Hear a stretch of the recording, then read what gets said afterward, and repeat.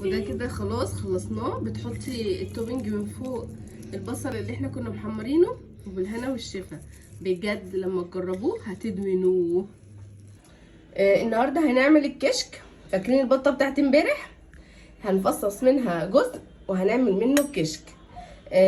تعالوا نشوف هنعمله ازاي. هنجيب البصل زيت، البصلايه بتاعتنا بعد ما اتحمرت هنشيل نصها لان ده هنبقى نحطه على الوش في الاخر، ونسيب حبه كده بقى ايه نكمل فيهم تسويه الايه الكشك. هنضيف على البصل ده الشوربه بتاعتنا، شوربه البط اللي احنا عملناه امبارح.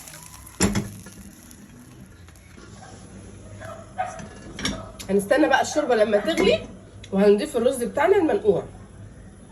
الشوربه كده غليت بتاعتنا، هنضيف كوبايه الرز اللي احنا كنا غسلينها، البط المتقطعه، ممكن صدور، ممكن قطع بط الباقيه عندي، يعني بواقي البطه وكده. بس حقيقي الشوربه لما بتكون اللي هي الدسمه ديت مع البط بيبقى طعمه حكايه. على فكره هي ممكن كمان تتعمل بفراخ بلحمه، يعني انا جربتها باللحمه كانت جميله جدا برضو، وهي معروفه قوي بالبط اكتر. جربوها وهيعجبكم موت. هنضيف كوبايه لبن، 4 معالق دقيق كبار، هقلبهم كويس كده مع بعض. هضيفه على الرز بتاعي يستوي زي ما انتم شايفين كده، يكون الرز استوت خالص واتهرت.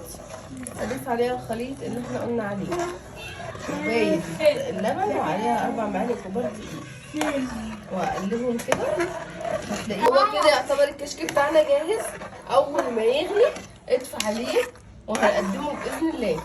جميلة قوي قوي.